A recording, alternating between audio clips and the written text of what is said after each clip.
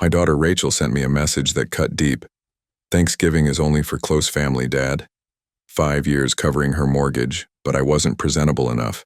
A family exclusion on Thanksgiving out of shame. I smiled, took a deep breath, and made a call she never expected. What happened next left her speechless. I'm going to tell you everything, but first, make sure you subscribe and turn on notifications. And let me know where you're listening to this story from. I'd love to know how far this is reaching. My name is Frank Rivas. I'm 62 years old, and I've lived here in Fresno for over 3 decades.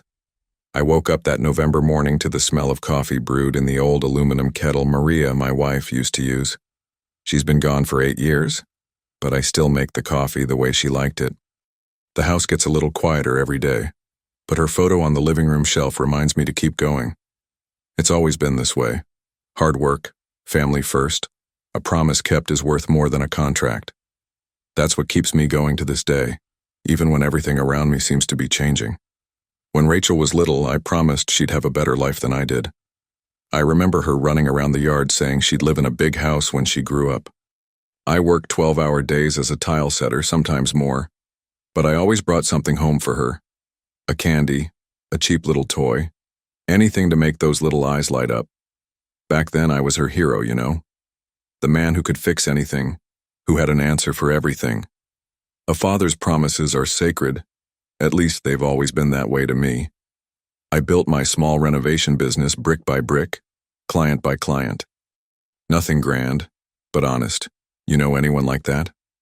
For 40 years, I got up at 5 in the morning, grabbed my toolbox, and went to work. Calloused hands, aching back, but always with the peace of mind that I was building something solid. The moral justice of an old man who never skimmed a cent, who always delivered what he promised. I retired 2 years ago, but I still carry the same values Maria taught me. When Rachel married Nate and they wanted to buy that nice house in the Chambers neighborhood, I didn't hesitate. I used my retirement savings, sold off some tools, even took out a bank loan. It was my way of fulfilling that old promise. She would have the better life I had always dreamed for her, even if that meant tightening my belt even more, living on instant noodles for weeks. It would be worth it to see my daughter happy in the house she wanted so badly. After all, isn't that what we work our whole lives for? To see our children living dreams we could never have. Seeing her achieve the dream of owning a home filled me with pride as a father. She deserved that beautiful place, that comfortable life I could never give her as a child. Every payment I made was a piece of that promise being fulfilled. I felt useful, needed, an important part of her happiness. Maria would be proud to see how our daughter had grown and thrived. Sometimes a father's love shows itself in silent sacrifices only we truly understand. First, it happened during a lunch at their house. I was telling a story about an old client, speaking a bit louder because I was excited. Rachel touched my arm and whispered, "Dad, could you lower your voice, please?" Some of Nate's friends were at the table, looking at me with those polite little smiles. I lowered my voice, swallowed the rest of the story, and finished my meal in silence. You know that feeling when your very presence seems to bother people? That's exactly how I felt that day. Then came the suggestions about what I brought to family gatherings. "Dad, how about not bringing those homemade tamales next time? People here aren't really used to that kind of typical food." Typical? The food Maria used to make that her family had made for generations. Suddenly, our heritage became something embarrassing, something that needed to be hidden. I smiled and said it was okay, but something inside me cracked. It felt like she was asking me to hide who I was, my very identity. Then came the requests for money, always disguised as compliments and forced gratitude. "Dad, you're so generous. You know about the issue with the AC? Do you think maybe you could..." Or, "Daddy, you've always been our hero." Her car's making a weird noise. Every request came with a quick hug and a smile that never reached their eyes. I always said yes, of course. After all, it was my daughter asking for help, right? At least that's how I tried to see it, even though something felt off. In the end, even though I paid the mortgage religiously every month, I was never treated like someone who was actually part of their lives. I was useful. The human bank who solved financial problems but had no voice in important decisions. When they remodeled the kitchen, I heard about it from the neighbors. When they got a new car, I saw it in a Facebook post. I was funding that life, but I wasn't part of it. You see the difference? It's like being a ghost who pays the bills but no one actually sees. And the most painful part was realizing that this ungrateful daughter I had raised with so much love was becoming a stranger right before my eyes. Every visit felt like a test I always failed. The way I talked, dressed, existed, everything was a source of embarrassment.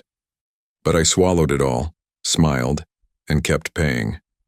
After all, I thought that's what a father's love was, accepting anything in the name of family. Until the day she crossed a line I never imagined. That's when everything truly changed. A few days before Thanksgiving, I sent Rachel a message asking what time dinner would be and if she needed me to bring anything. Simple message, from a dad wanting to help. I even thought about picking up a nice bottle of wine, one of the more expensive ones, to impress the in-laws. After all, it would be our first big family gathering since they moved into the new house.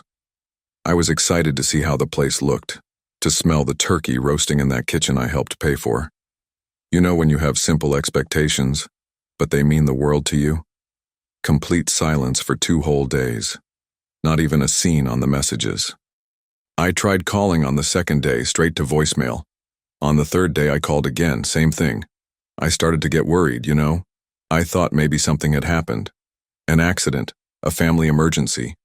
My father's heart couldn't imagine it was something intentional. I mean, why would my own daughter ignore me on such an important date? It didn't make any sense in my head. I clung to silly hopes all that week. They must be busy with the preparations, I told myself.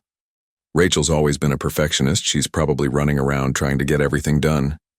I even stopped by the store and picked out a Thanksgiving card, one of those with a sweet message about family and gratitude. I wrote a few kind words inside, saying how proud I was of her. I left it on the kitchen table, waiting for the right moment to give it, like it was some kind of gift that would make a difference. Then, on the eve of the holiday, I finally got a reply. It wasn't a call. It wasn't a face-to-face conversation. It was a dry, direct text. No hi, no sorry for the delay. I read it once, then again, trying to find some hidden kindness between the words. There was none. It felt like getting punched in the stomach through a text message. Have you ever been through that? Receiving news that changes everything through a cold little screen? It's an indescribable feeling. About Thanksgiving. Nate's parents are coming from out of town. The message went on. We thought it would be better to keep it just close family this time, hope you understand. Close family. I read that part 5 times in a row. 5 years paying the mortgage, a lifetime of being a father, and I wasn't close family. In that moment, I felt a kind of family rejection that cut deeper than any words ever could. The Chambers were close family, but me, the one funding everything, wasn't. The irony hurt in a way I'd never felt before. I stood there in the kitchen holding my phone for about 10 minutes. I couldn't fully process what I'd just read. It was like my brain refused to accept those words. I looked at Maria's photo on the shelf and thought about what she would say. She'd be heartbroken. She always said family is all we have in this world. But apparently I wasn't family anymore. At least not the kind of family that gets invited to Thanksgiving dinner. I took a deep breath and just replied, I understand. 2 words. I didn't curse, didn't argue, didn't make a scene, just, I understand. Because what else could I say? That I was hurt? That I felt betrayed? That after 5 years of paying so she could have that house, I didn't even deserve a seat at the table? All those words got stuck in my throat. Instead, I kept it all inside like I always did. But for the first time in my life, that silence wasn't acceptance. It was planning. That's when everything changed. Not in that exact moment, but that's where the seed was planted. I spent the rest of the night sitting in the same kitchen, staring at that card I was never going to give. That's when I realized a father's love has limits, and that sometimes we have to stop being doormats to start being respected. I didn't know yet what I was going to do, but I knew something had to change, and it was going to change in a way she'd never see coming. The next morning, I sat at the kitchen table with everything spread out in front of me. Bank statements, an old calculator, and the mortgage document folder. It was like putting together a puzzle, only this time I wanted to see the full picture of my own sacrifice. I grabbed a pen and started adding it up, month by month, year by year. Numbers don't lie. They never do, right? Unlike people, numbers always tell the raw, honest truth, and the truth they were showing me was breathtaking. $2,700 a month like clockwork, for 60 full months. The calculator showed $162,000. $162,000. I wrote that number on a sheet of paper and stared at it for a while. That was nearly the value of my entire house. That was my retirement. That was the future I had planned for myself after 4 decades of work. And I had given all of that to a daughter who thought I was too embarrassing to sit at her table. You know when reality hits you like a train? That was exactly it. I remembered all the sacrifices I made over those 5 years. Cheap groceries, always checking prices, always grabbing the budget brand. My house with its undone repairs, the dripping kitchen faucet, peeling paint on the bedroom wall, the AC I never got fixed. Old clothes I kept wearing because they still fit. Meanwhile, Rachel was posting pictures on Instagram of her remodeled kitchen, her new car, expensive furniture. All paid for by old Frank, who didn't even deserve an invite to dinner. I was covering her bills while she built a life of appearances. And the most ironic part? She was using my money to exclude me from the very life I was funding. It's like financing your own humiliation, you know? Every payment I made was another brick in the wall she was building between us. And I was dumb enough to keep handing her the bricks. But not anymore. It was time to stop being the sponsor of my own rejection. I picked up the phone and called the bank. Good afternoon, this is Frank Rivas. I'd like to cancel the automatic transfer for mortgage account 4457891. The woman on the other end asked, May I ask the reason for the cancellation, Mr. Rivas? I paused for a few seconds thinking about how to answer. I could have told the whole story, poured out everything about the ingratitude, the exclusion. But I simply said, It's time. Just like that. Sometimes the most important decisions fit in just a few words. The first week without the automatic debit felt strange. It was like a weight had lifted off my shoulders, but at the same time, I felt a tightness in my chest. For 5 years, that payment had been automatic, part of my routine. Suddenly, I had an extra $2,700 in my checking account. Money that was mine, that I could spend on myself for the first time in ages. I slept better that week. I can't explain it exactly, but it felt like I had recovered a piece of my dignity. The second week went by smoothly, too. I started doing small things for myself. I bought a more expensive coffee at the store, the kind Maria used to like. I fixed the faucet that had been dripping for months. I replaced the burnt-out light bulbs in the living room, small gestures that felt huge after so much time denying myself everything. It was a good feeling, like I was finally taking care of my own life for the first time in a long while.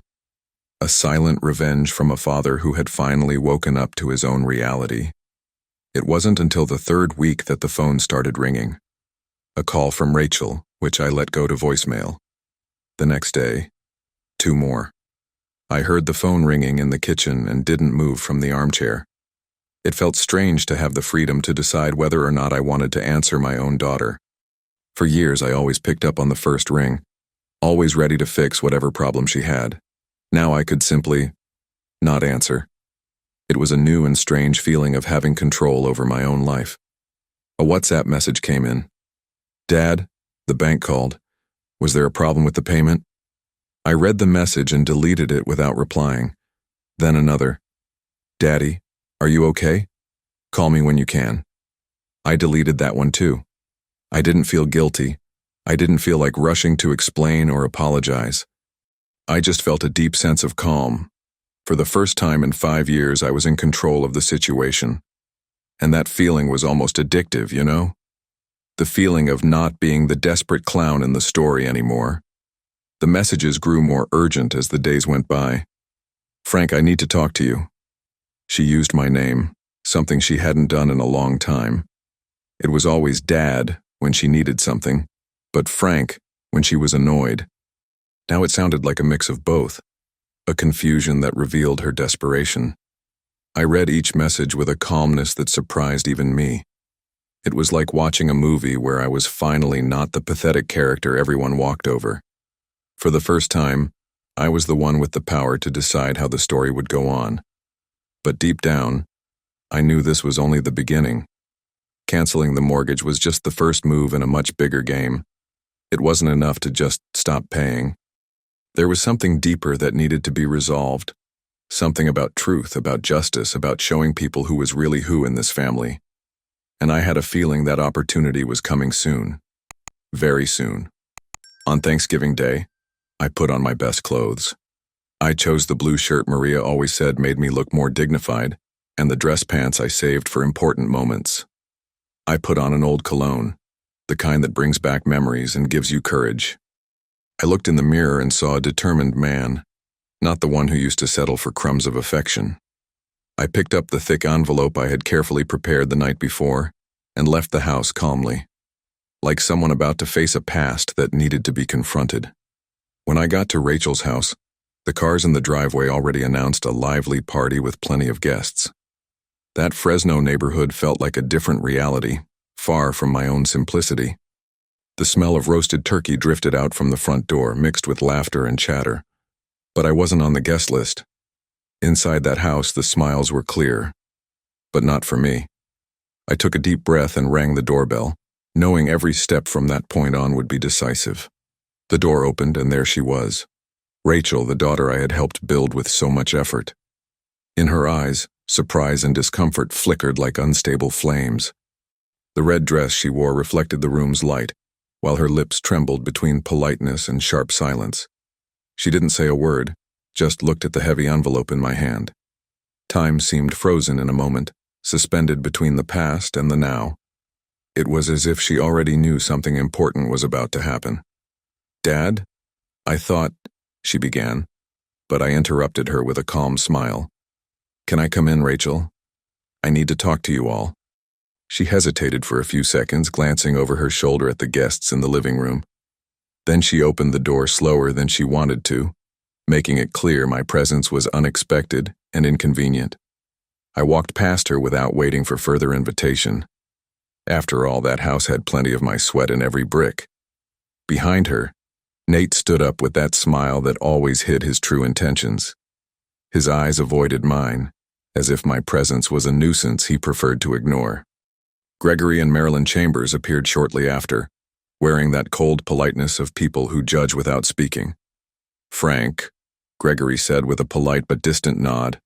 What a surprise. The word surprise came out of his mouth like it meant problem. None of them seemed genuinely happy to see me. The dining room was perfect. The table was set with an elegant tablecloth, fine china, and glasses gleaming under the soft light. The flawless decor contrasted with the weight I carried in the envelope pressed against my chest. There were other guests I didn't know, probably friends or relatives of the Chambers. They all looked at me with that polite curiosity of people who don't know what's going on. The low murmurs stopped when I walked in. It was like a movie had paused mid-scene. The minutes dragged on in a silence full of meaning. Rachel avoided my gaze, nervously fidgeting with the necklace she was wearing. Nate shifted restlessly with his wine glass, not brave enough to say a word. Gregory and Marilyn exchanged quick glances, as if trying to find a strategy to handle the unexpected situation. The other guests whispered quietly among themselves, trying to figure out what that silent man was doing there. I could feel the discomfort growing like a heavy cloud over the table. Rachel finally broke the silence. "Dad? You didn't say you were coming." Her voice came out shaky, almost a whisper. "It's just, today's kind of complicated. There's a lot of people and..." She couldn't finish the sentence. The words got stuck in her throat because we both knew the truth was simpler and crueler. I wasn't welcome there. But I smiled and said, "I know, sweetheart. That's exactly why I need to talk to you." Something in my tone must have sounded different, because she looked at me with a new expression. Something between fear and curiosity. I took a deep breath, drawing strength from memories of Maria and the sense of justice I always carried with me. I knew I had something important to say, something that had never been heard. With a steady voice, but without raising it, I addressed everyone present. "Sorry to interrupt your dinner," I began, "but what I have to say is important." The room froze in anticipation. All eyes turned to me, and in that moment I realized I had finally recovered my voice, my dignity. I walked up to the dining table and placed the envelope right in the center, between the plates and glasses. The sound of the paper hitting the wood echoed through the silent room. Rachel turned pale as a sheet. Nate swallowed hard. Gregory furrowed his brow. Everyone stared at the envelope like it was a bomb about to go off. And in a way, it was exactly that. "I brought a few things you all need to see," I said calmly. "Documents that will clear up some matters about this family." I looked at each one of them one by one. Rachel in her red dress with a barely disguised look of panic. Nate trying to keep his cool but failing miserably. Gregory and Marilyn visibly uncomfortable. The other guests completely silent, sensing they were about to witness something important. The atmosphere in the room had shifted entirely. It was like the air had grown heavier, denser. I took one last deep breath and said, "Now you're going to find out who really pays the bills in this house." This was only the beginning. I opened the envelope carefully, like someone holding a sacred treasure. I pulled out the bank statements I had gathered the night before and began handing out a sheet to each person present. As soon as the papers were passed around, I saw expressions change instantly. Some frowned in disbelief, others gave surprised looks. It was like shining a light on the truth, lifting the veil of hypocrisy that had covered that family for so long. The weight of moral justice seemed to hang over everyone there, a silent scale about to balance itself. Rachel tried to interrupt, her voice trembling. "Dad, I just wanted to help." But I stopped her with a firm, stern look. "You said you wanted to help, yes, but only until the day I was excluded from the dinner I paid for." The silence grew even heavier because of the undeniable truth in those words.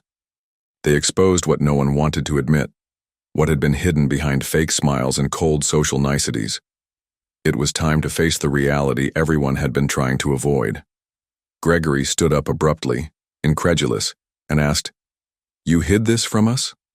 His voice carried a mix of disappointment and surprise, almost a silent plea for an explanation. Marilyn put on her glasses and tried to take a deep breath as she stared at the documents, as if struggling to process a reality too brutal to accept. Nate, though silent, showed visible tension. His eyes betrayed the internal conflict brought on by the revelation. It was impossible to keep pretending they didn't know the truth that was now laid bare on the table. The guests began to murmur and whisper among themselves. Some seemed unable to believe what they were seeing, others were shocked, and a few looked deeply embarrassed. That gathering, which had started as a moment of celebration and joy, had turned into a public tribunal, where the truth weighed more than any words or excuses. It was a moment for the family to be tested, for masks to fall and honesty to take over. The festive atmosphere had completely shifted into one of reckoning and accountability. I continued calmly but with firmness. This house, this dinner, everything here was paid for by me. I showed another sheet to everyone present, pointing to the silent effort, the dedication, and the sacrifices that had sustained that comfortable life. I'm not here asking for anything impossible. I'm just asking for the minimum, respect, and even that basic right was denied to me. As I spoke, a mix of sadness and relief stirred inside me. For the first time, I was being acknowledged. It was liberating to finally speak the truth without fear or shame, letting the facts speak for themselves. Rachel tried to interrupt again, her voice heavy with emotion. "You said you wanted to help." But I didn't let her finish. Yes, my help was sincere, but it lasted only until the day I was banished from the family I helped build. I looked directly into her eyes, waiting for her to fully grasp the weight of what I was saying. That moment was irreversible. It was the final confrontation, the line that could no longer be crossed. An ungrateful daughter discovering that her actions had real and unavoidable consequences. Gregory shook his head in disbelief, visibly shaken. "Is this something you kept secret?" His eyes turned to the other guests, searching for either approval or judgment over the situation. Marilyn crossed her arms, clearly uncomfortable with the revelation that changed everything she thought she knew. Nate remained silent, but the tension radiating from him was palpable, like a silent storm on the verge of breaking. The in-laws were discovering they had been deceived for years, unknowingly part of a family charade. Silence took over the room, heavy and dense like lead. It was a silence full of shame, the shame of a naked truth that weighed more than any insult. I looked around at everyone and spoke with the full strength of my journey. Since I'm not welcome in this house, I will no longer be your provider. The reaction was instant. The room dropped into absolute silence, where the ticking of the clock echoed like eternity. It was the moment of final decision, the definitive end of a relationship built on lies and ingratitude. I grabbed my coat and held my head high, with the dignity I had just reclaimed in that moment. Everyone stood still, frozen in that instant of definitive rupture no one ever thought would come. I walked out of Rachel's house not with anger, but with a sad smile, a smile of someone who knows he did what needed to be done. It was the end of a difficult chapter, but the beginning of a new phase of my life. The sense of relief outweighed any bitterness or resentment I could have carried. As I walked toward the car, I thought about all the times I'd tried to be part of that family, about the times I'd been ignored and looked down on. I thought of Maria, who always said that dignity is all we have left when we lose everything else.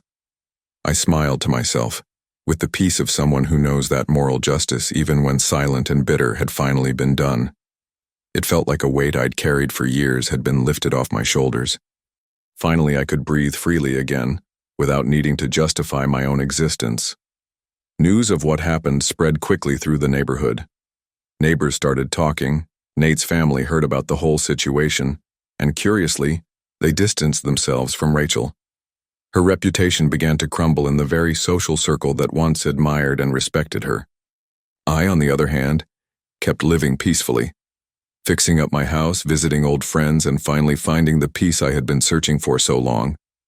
It was remarkable how truth had the power to restore balance. That's how, with poise, firmness, and calm, I reclaimed something priceless: respect, dignity, and inner peace. Life moves on with its scars and difficult stories, but I knew that battle had been necessary for me to be reborn. And it was only the beginning of my new journey, where I could finally live without carrying the burden of ingratitude. Sometimes you have to lose everything to discover what's truly worth fighting for.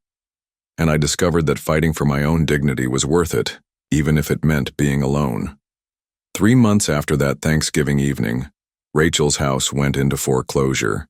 The bank didn't wait long after the payment stopped arriving.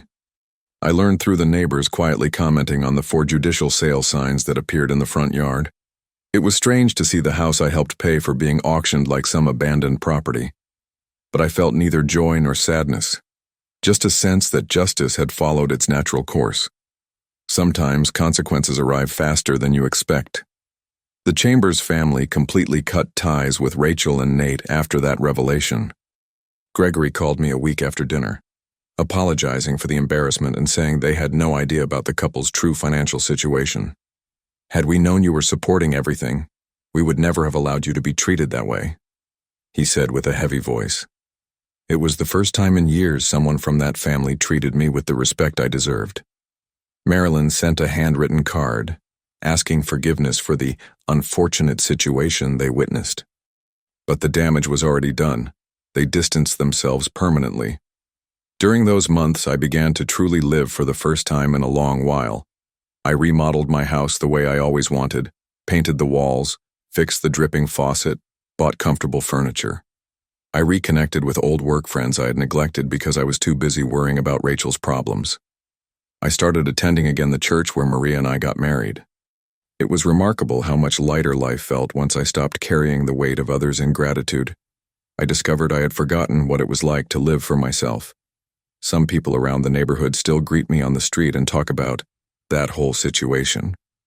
But most understand that I did the right thing. Mr. Martinez, my neighbor of 15 years, said to me, "Frank, you were very generous for a long time. Now it's time to take care of yourself." It was comforting to know that not everyone thought I was the villain in the story. On the contrary, many fathers identified with me, sharing stories about ungrateful children who took advantage of their parents' goodwill. I realized I was not alone in this experience. Today, when I wake up in the morning and make my coffee in Maria's kettle, I look at her photo on the shelf and know she would approve of everything I did. I stopped paying to be invisible and started investing in myself. The quiet justice of the father I planned was not about destroying anyone. It was about reclaiming my dignity. Rachel still lives here in town in a small apartment, but we don't speak. And that's okay. Sometimes, a father's love means knowing when to stop giving so the child learns to appreciate what they received. My conscience is at peace. And now I speak to you who've followed this story. Have you ever faced a situation where your generosity was mistaken for obligation? Have you had to choose between being used and reclaiming your self-worth? Share in the comments your experiences with family members who turned your love into currency, and how you dealt with that deep kind of pain. And if this story moved you, subscribe to the channel and turn on notifications. Every day I bring you real stories of men who faced family ingratitude and rebuilt their lives through the courage to say no. Stay strong on your journey. Truth and dignity always find their way, even when we have to pay the highest price.